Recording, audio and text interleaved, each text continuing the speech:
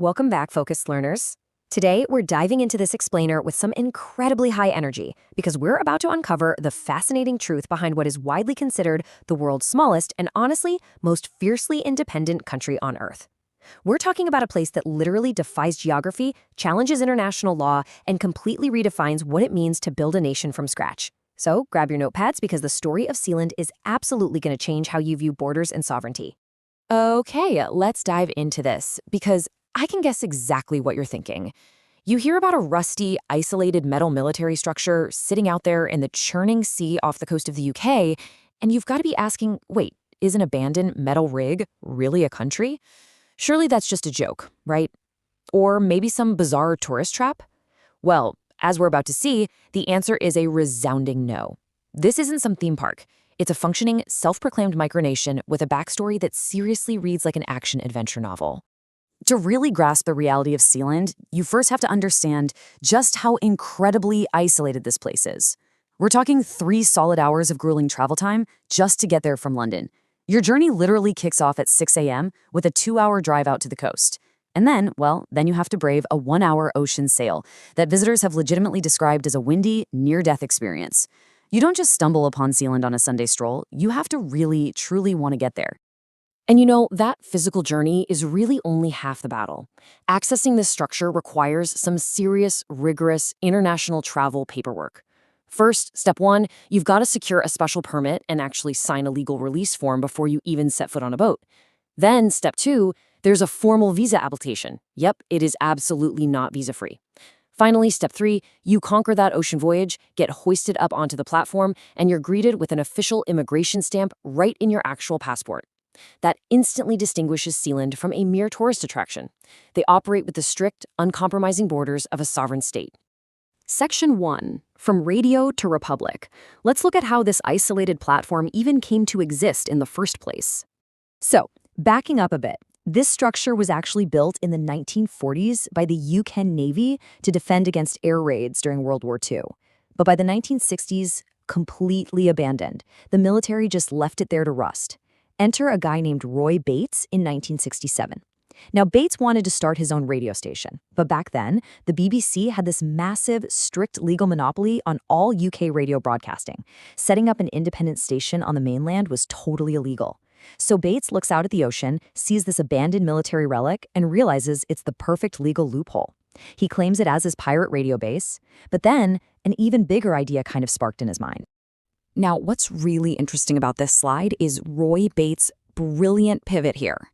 He completely shifted gears from a guy just trying to run an illegal UK radio station into a man declaring a brand new sovereign nation. Why? Well, because technically this abandoned rig sat out in international waters. It belonged to no one. Bates landed on the platform and basically thought, hey, why just build a radio station when I can build a whole new country? And in the late 1960s, that is exactly what he did. Sealand was officially born.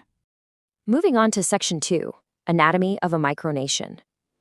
Let's shift our focus to the incredible engineering and community building it actually took to turn a solitary rig into a functioning state. Okay, the list of amenities they built out here is absolutely mind-boggling. They didn't just, pitch a tent on the top deck and call it a day.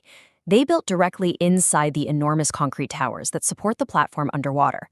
Down at sea level, where the water is surprisingly calm, they put in 7 beautiful bedrooms. Up top, there's a full-fledged kitchen, a comfortable living room, a gym, functioning toilets, a multi-faith chapel, and believe it or not, a functioning jail. Plus, the whole place is watched over by a 24/7 security guard.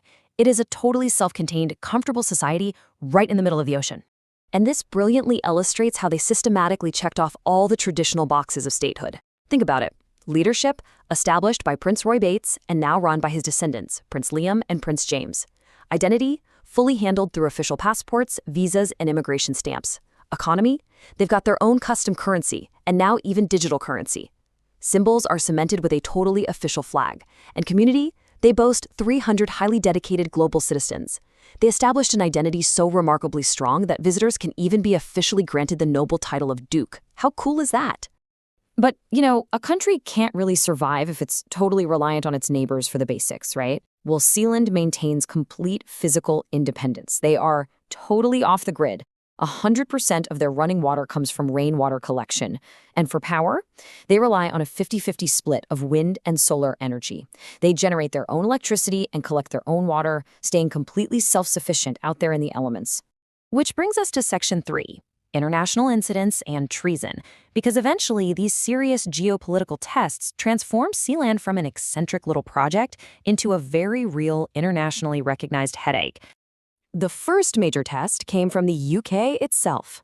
Let's think about the word jurisdiction for a second. It's the official power to make legal decisions and judgments. Well, in a really astonishing landmark moment years ago, a UK court actually ruled that they had no jurisdiction over Sealand. Because the platform was sitting right outside Britain's territorial waters at the time it was claimed, the UK legal system officially stated they couldn't prosecute matters happening on Sealand.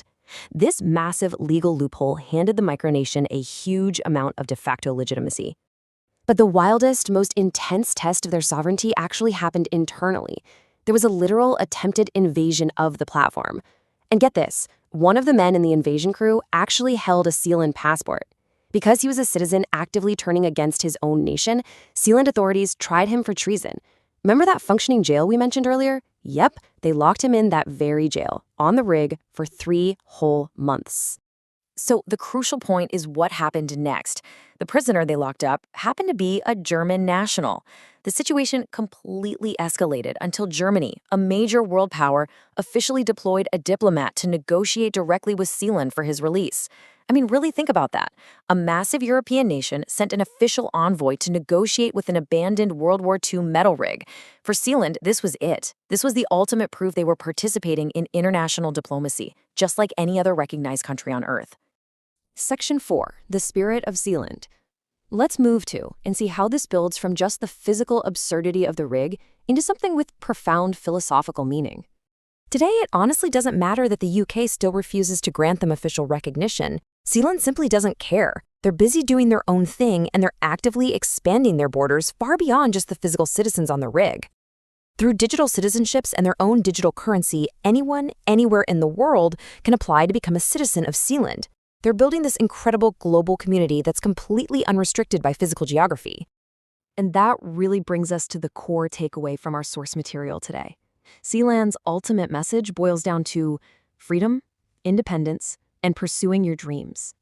A lot of folks arrive at the Sealand story thinking it's just some elaborate internet joke, but they leave genuinely inspired. It's not a joke at all. It's a powerful testament to courage and self-determination.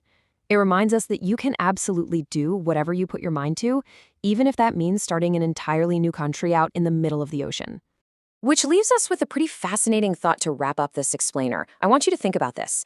If you could start your own country from scratch, what rules would you write? It's a really fun, provocative way to think outside the boundaries of conventional geography. Thank you so much for joining me on this explainer today, Focus Learners. Keep asking those big questions, keep challenging the boundaries, and I'll see you next time as we decode another fascinating topic together.